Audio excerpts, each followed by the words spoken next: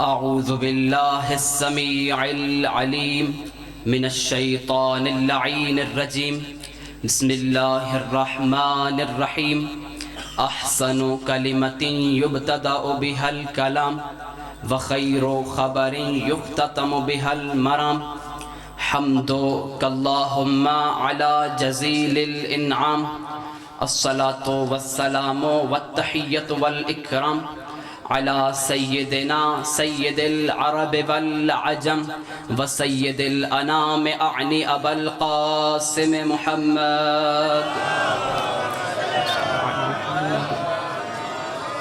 ثم الصلاة والسلام والتحیۃ والاکرام علی اہل بیتہ البررۃ الکرام لا سیما بقیت اللہ المنتظر امام زماننا صلوات پڑھ روحی و ارواح العالمین لتراب مقدمہ الفدا عجل اللہ تعالی فرجہ الشریف وسہل اللہ تعالی مخرجہ الشریف واللعنۃ الابدیۃ علی اعدائہم ومکسر فضائلہم ومنکر ولایتہم ومناقبہم اجمعین اما بعد فقد قال رسول اللہ صلی اللہ علیہ وآلہ وسلم الحق مع علی وعلی مع الحق مل کے حیدری درود کی تلاوت فرما دیجیے۔ انتہائی واجب الاحترام سامعین گرامی قدر عاشقان ولایت علی ابن ابی طالب تشریف فرما ہے، بغیر کسی طول و تمہید کے میں قرآن کا ایک بہت ہی زرعی سوال آپ کے زیر نظر کرنے جا رہا ہوں۔ وہ کتاب، وہ قرآن کہ جو مسلمانوں کے درمیان کچھ بانٹنے آئی تھی، وہ کتاب مسلمانوں سے کچھ مانگ رہی ہے۔ آپ سوال کریں قبلہ کیا چیز مانگ رہی ہے؟ وہ کتاب کہہ رہی ہے افمن یہدی الی الحق احق ان یتبع اما لا یہدی الا ان یہدی۔ ارے مسلمانوں تم مجھے یہ چیز بتا دو کہ وہ کہ جو ہمیشہ حق کی طرف دعوت دیتا ہے وہ زیادہ حقدار ہے کہ اس کی اتباع کی جائے، یا وہ زیادہ حقدار ہے جو خود کسی کا محتاج ہو ہدایت کے لیے؟ سامعین گرامی قدر یہ بات واضح ہے کہ ہاتھ اس کا تھاما جاتا ہے جو خود چل رہا ہو، ہاتھ اس کا نہیں تھاما جاتا جو خود سہارے کے سہارے چل رہا ہو، جو خود عصا کے سہارے میں چل رہا ہو اس کے ہاتھ پکڑ کے نہیں چلایا جاتا۔ تو پھر مسلمانوں سنو، میں تجھے بتاتا ہوں خود ہدایت پہ چلا کون ہے۔ آؤ پوری کائنات، پوری تاریخ کا مطالعہ کرو، سوائے علی کے مجھے دکھاؤ کوئی ہے جو خدا کے حضور سے ہدایت لے کے آیا ہو۔ اکلوتا علی تھا جس کے بارے میں رسول نے فرمایا الحق مع علی و علی مع الحق، حق علی کے ساتھ ہے، علی حق کے ساتھ ہے۔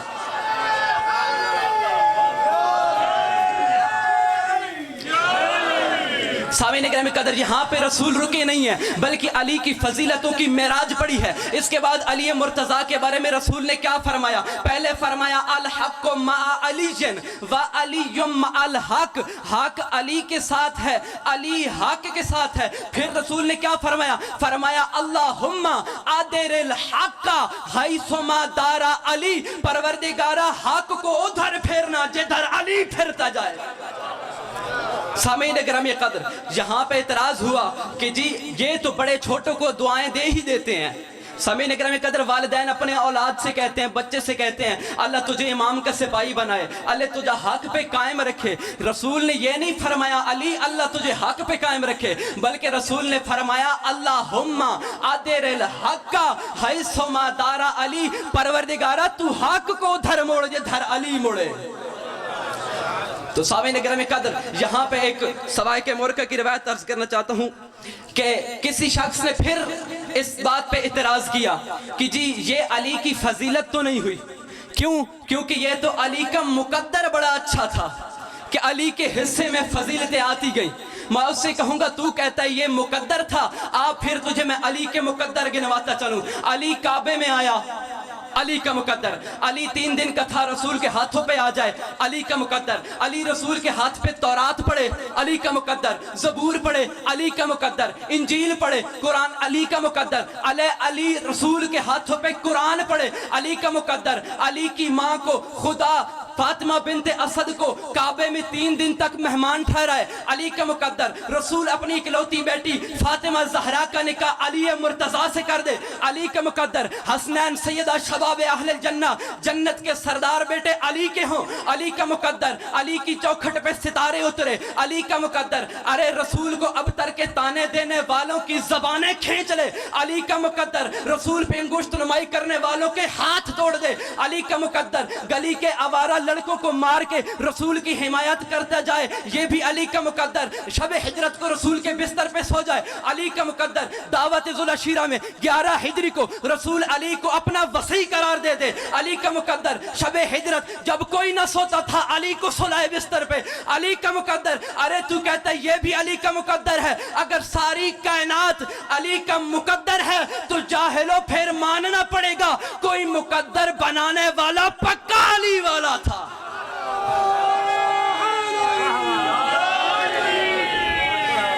اور سامعین گرامی، اور ایک میں سوائے کے مور کے کالے مدین سے سن رہا تھا، وہ کہہ رہے تھے جو اہل بیت ہیں نا وہ فلک ولایت ہیں، آسمان کی طرف جو منہ کر کے تھونکتا ہے نا اس کے منہ پہ پڑتا ہے، اس لیے معصوم خود فرماتے ہیں لا یقاس بنا احد، خبردار ہمیں غیر و غیر سے نہ ملایا کرو، کیوں؟ کیونکہ وہ اور ہوتے ہیں ہم اور ہوتے ہیں، تم پابند ہو اس چیز کے کہ تم حق کہو اور سچ کہو، جبکہ حق ہمارا پابند ہے کہ جو ہم کہہ دیں وہ حق ہو جائے۔ ابھی بھی سمجھ نہیں آئی نا تو تجھے میں شب عید کو لے چلتا ہوں، جب چھوٹے چھوٹے بچے عید کے دن آتے ہیں نا، عید کے دن سے پہلے چاند رات کو والدین سے پوچھتے ہیں بابا یا اماں کہہ کے کہتے ہیں اماں کیا ہمارے کپڑے نہیں سلائی ہوئے، تو بچوں کو مائیں کہتی ہے تمہارے درزی کے پاس ہیں۔ اسی طرح چاند رات تھی، حسنین بھی اپنی والدہ فاطمہ زہرا کے پاس آئی، ارے جو ساری روٹیاں خیرات کر دیتی تھی اس سے آج جنت کے سردار سوال کر رہے ہیں اماں کیا آج ہمارے کپڑے نہیں آئے؟ تو بی بی فاطمہ نے کیا فرمایا؟ بیٹا تمہارے کپڑے جبرائیل درزی بن کے فاطمہ زہرا کی چوکھٹ پہ کپڑے لے آیا، بی بی فاطمہ نے فرمایا تھا تمہارے کپڑے درزی کے پاس ہیں، علی وہ کپڑے لے کے جبرائیل فاطمہ کی چوکھٹ پہ آ گیا، اس سے ثابت ہوا ارے جس کے گھر کا غلام جبرائیل بن کے آ جائے اسے سیدہ فاطمہ کہتے۔ ادھر سے اگر فاطمہ زہرا نے یہ کہہ دیا تو جبرائیل کپڑے لے آیا، اس سے ثابت یہ ہوتا ہے کہ فاطمہ نے جدھر جدھر بھی حق کا مطالبہ کیا ہے حق کہا ہے، کیوں؟ کیونکہ یہ ہستیاں جو کہہ دیں وہ حق ہے۔ اور سامعین گرامی قدر میں ایک عالم دین سے سن رہا تھا، وہ کہہ رہے تھے کہ سوائے کے مورکہ کی روایت ہے کہ ایک مرتبہ دربار لگا ہوا تھا، سب کو بلایا گیا، جی ہر کوئی آئے گا اپنے پیر کے فضائل پڑھے گا، وہاں ایک علی ابن ابی طالب کا شیعہ بھی آ گیا، کیا عجب ماحول بنا ہوگا جب علی کے فضائل میں دربار میں پڑھے گئے ہوں۔ ادھر ایک علی کا شیعہ بھی آ گیا، انہوں نے ظہر کا وقت طے کیا، کہا مغرب تک فضائل پڑھنے کا وقت ہوگا، سارے مجمع کو زر خرید خطیب نے خراب کر رکھا تھا، اپنے جھوٹے پیروں کے جھوٹے فضائل پڑھتا چلا جا رہا تھا، جب انہوں نے دیکھا نا مغرب کا وقت قریب ہے، انہوں نے اپنے علی کے فضائل پڑھنے والے علی کے شیعہ کو بلایا، آؤ جی آپ بھی اپنے ولی کے 2-4 فضائل پڑھ لیجئے، کیوں؟ کیونکہ ساروں نے پڑھ رکھا ہے۔ اب میں آپ سے سوال کرتا ہوں جب مغرب کا وقت قریب آیا تھا اس وقت ہی انہوں نے کیوں کہا تھا؟ جب مغرب کا وقت قریب آ گیا تھا اس وقت ہی انہوں نے کیوں کہا؟ پہلے بھی تو کہہ سکتے تھے۔ تو یہاں میں آپ کے ایک روایت عرض کرنا چاہتا ہوں، انہوں نے اس لیے کہا تھا کیوں؟ کیونکہ علی کا شیعہ فضائل تو چھوڑ سکتا ہے لیکن نماز کا اول وقت نہیں چھوڑ سکتا۔ اور امام جعفر صادق علیہ السلام صلوات پڑھ دیجیے۔ مولا جعفر صادق کیا فرماتے ہیں؟ مولا فرماتے ہیں ارے کسی نے سوال کیا نا مولا سے، مولا آپ کی شیعہ کی پہچان کیا ہے؟ تو مولا نے بڑے فخر سے کہا تھا اگر اذان ہو رہی ہو نا تو میرا شیعہ اگر مسجد کی طرف دوڑتا ہوا نظر آئے سمجھنا جعفر صادق کا شیعہ جا رہا۔ اور اسی طرح بیبہ سید کائنات فاطمہ الزہرا سلام اللہ علیہا نے بھی فرمایا تھا، صلوات پڑھ دیں۔ बीबी ने क्या फरमाया, इन कुंता तअमल बिमा अमरनाका वतंतही अम्मा ज़जरनाका फअंत मिन शिअतना फइल्ला फला। अरे शियो, क़यामत तक आने वाले शियो, ये बात सुन लो, इन कुंता तअमल बिमा अमरनाका, जिस चीज़ का हम अहले बैत ने तुम्हें हुक्म दिया है उन्हें अगर तुम बजा लाते हो और जिन जिन चीज़ों से हमने मना कर रखा है उनसे रुक जाते हो तो तुम फातिमा ज़हरा के शिया कहला सकते हो।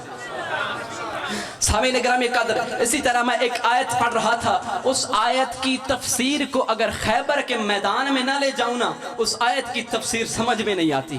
क्यों? कुरान कह रहा है, या अय्युहल्लज़ीना आमनू मन यर्तद्दा मिनकुम अन दीनिही फसौफ यअतिल्लाहु बिक़ौमिन युहिब्बुहुम व युहिब्बूनहु। अरे मुसलमानों सुन लो कि मोहम्मद मुस्तफ़ा को अगर सारी कायनात भी छोड़ के चली जाए ना तो मोहम्मद मुस्तफ़ा को किसी चीज़ की परवाह नहीं है। क्योंकि अल्लाह एक ऐसी कौम पैदा करेगा ना कि जो उसकी राह में जिहाद करेगी, अल्लाह उनसे मोहब्बत करता होगा, वो अल्लाह से मोहब्बत करते हो।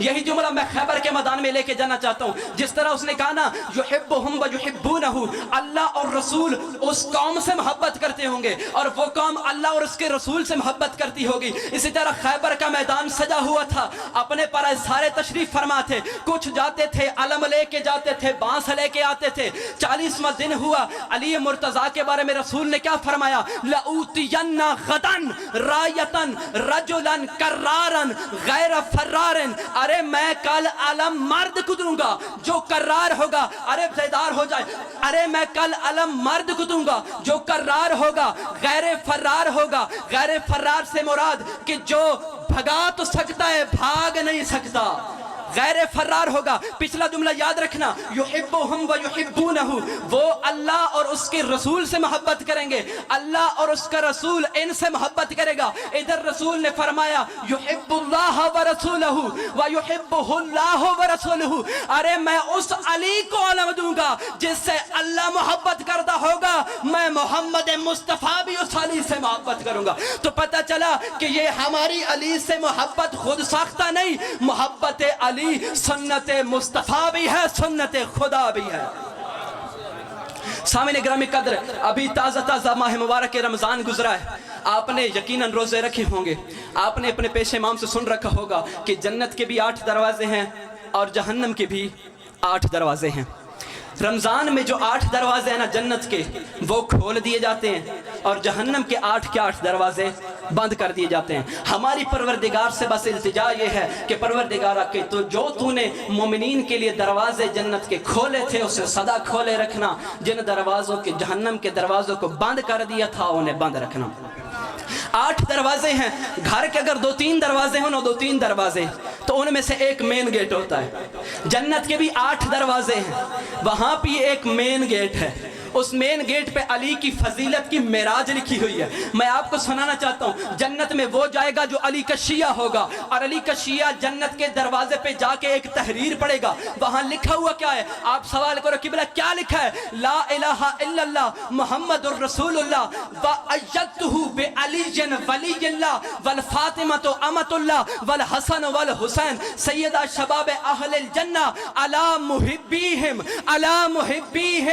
रहमतुल्लाह व अला मुबग़िज़ीहिम लानतुल्लाह। अरे इसका तर्जुमा इस तरह करता हूँ कि हाँ लिखा हुआ है ला इलाहा इल्लल्लाह, अल्लाह के अलावा माबूद कोई नहीं, मोहम्मद से बड़ा रसूल कोई नहीं, अली से बड़ा वली कोई नहीं। अरे फातिमा सैयदतुन निसाइल आलमीन है, हसन हुसैन जन्नत के सरदार हैं। अरे जो अली फातिमा हसन हुसैन मोहब्बत से मोहम्मद से मोहब्बत करते हैं, जो उसके विलायत के मानने वाले तशरीफ फरमा है, उनके फजाइल सुन के खुश होते हैं। अला मुहिब्बीहिम रहमतुल्लाह, उन पे अल्लाह की रहमत है, जो उनके फजाइल सुन के मुंह चुरा ले उन पे अल्लाह की लानत है।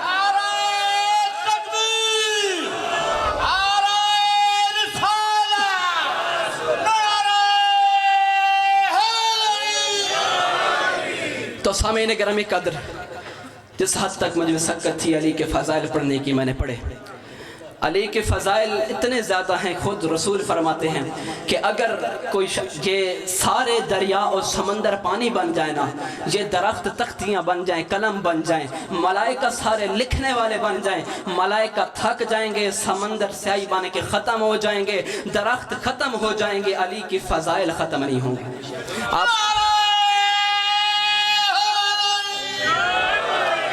اور آپ نے دکانداروں کو، تاجروں کو دیکھا ہوگا کہ وہاں ایک وہ ڈبی رکھتے ہیں، ڈبی اس میں فوم ہوتی ہے، وہاں وہ پانی رکھتے ہیں، کیوں؟ کیونکہ نوٹوں کو گنا جاتا ہے اس سے۔ روایت کے بڑے عجیب جملے ہیں، کہا جاتا ہے کہ اگر یہ سارے سمندر اکٹھے کر لیے جائیں نا اور وہاں انگلی ڈبو ڈبو کے علی کے فضائل شمار کرنے چل جائیں تو پھر سارے سمندر ختم ہو جائیں گے، علی کے فضائل ختم نہیں ہوں گے۔ سامعین گرامی قدر، عبادت کا ایک حصہ تمام ہوا۔ میں تجھ سے سوال کرتا ہوں، وہ علی کے جس کے اتنے فضائل اور کمالات تھے، وہ علی جب رات کو اپنی بیٹیوں کو نانا کے روزے کی طرف لے کے جاتا تھا نا تو بڑھ بڑھ کے چراغوں کو بجھا دیتا۔ جس طرح آپ کے ذہن میں سوال آیا ہوگا نا، اتنا بہادر علی کہ جس کا عرب میں کوئی ایسا گھر نہیں تھا جس میں علی کا مقتول موجود نہ ہو۔ علی مرتضیٰ رات کے وقت بھی بڑھ بڑھ کے چراغ کیوں بجھاتا تھا؟ کسی نے اس وقت بھی سوال کیا، مولا آپ چراغ کیوں بجھا دیتے ہیں؟ رو کے فرماتے تھے، مجھ علی کی غیرت ہی گوارا نہیں کرتی کہ میری بیٹی قاد کے پہ بھی کسی کی نگاہ پڑ جائے۔ سامعین میں کہوں گا، مولا آپ کی اپنی قسمت اس وقت آپ پہ کیا گزری ہوگی جب یہی کوفہ و شام کی گلیاں تھی، تیری بیٹیوں کے ہاتھ پس گردن تھے، سر بے مکنہ و چادر تھے، ارے بے پلان اونٹوں پہ سوار تھی، کبھی اس دربار کبھی اس دربار۔ ارے پوری زندگی میں میں نے مطالعہ کیا، سید سجاد نے ایک مرتبہ موت مانگی ہے، پوری زندگی میں سید سجاد نے ایک مرتبہ موت مانگی ہے۔ آپ مجھ سے پوچھو کون سی جگہ تھی جب سید سجاد نے موت مانگی ہے؟ ارے عاشور کا دن طلوع ہوا، میں کہوں گا وہ دن قیامت سے کم نہیں تھا، لیکن اس وقت بھی سید سجاد نے موت نہیں مانگی۔ اکبر کے سینے میں برچھی لگی، سید سجاد نے موت نہیں مانگی۔ حسین سے اکبر کا لاشا اٹھایا نہیں گیا، سید سجاد نے موت نہیں مانگی۔ قاسم کے ٹکڑے آئے خیموں کی طرف، سید سجاد نے موت نہیں مانگی۔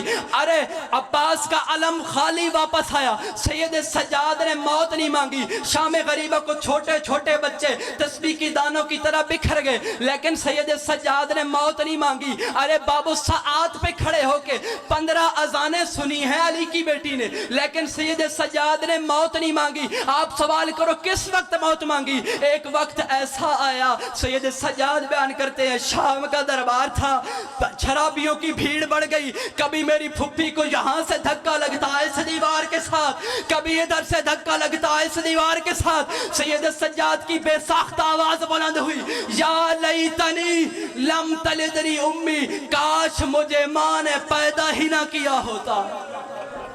آپ سارے تقریباً پردیسی تشریف فرما ہیں، جب گھر واپس بندہ آتا ہے نا وطن کی دیواریں دیکھتا ہے، میں آپ کو وہاں لے کے جانا چاہتا ہوں، جب وطن کی دیواریں دیکھتا ہے نا دل میں خود پردیسی ہوں، جب گھر واپس آتا ہے نا وطن کی دیواریں دیکھ کے خوش ہوتا ہے، گھر جا رہا ہوں، ماں سے ملوں گا، بہن کے سر پہ ہاتھ رکھوں گا۔ لیکن جب یہ لٹا ہوا قافلہ مدینہ واپس آیا نا، بی بی زینب نے رو کے پوچھا، سجاد بیٹا یہ کون سا شہر ہے؟ جب سید سجاد نے فرمایا نا کہ یہ تیرے نانا کا شہر مدینہ آ گیا ہے، رو کے بین کر کے فرماتی تھی، مدینہ تا جدنا لا تقبلینی، او میرے نانا کے شہر مدینہ تو زینب کو قبول ہی نہ کر۔ پھر خود بتا رہی ہے کیوں نہ قبول کر، رجعنا لا رجالا ولا بنیننا، ارے او میرے نانا کے شہر مدینہ، جب تجھ سے میں چلی تھی نا کہیں سے اکبر آ گیا تھا، کہیں سے قاسم آ گیا تھا، کہیں سے عباس مجھے سوار کرانے آ گیا تھا، لیکن جب میں واپس ہوئی ہوں نہ میرے پاس عباس ہے نہ میرے پاس اکبر ہے۔ سید سجاد نے کہا، بشیر جاؤ مدینہ میں اعلان کراؤ علی کی بیٹی کا لٹا ہوا قافلہ واپس آ گیا۔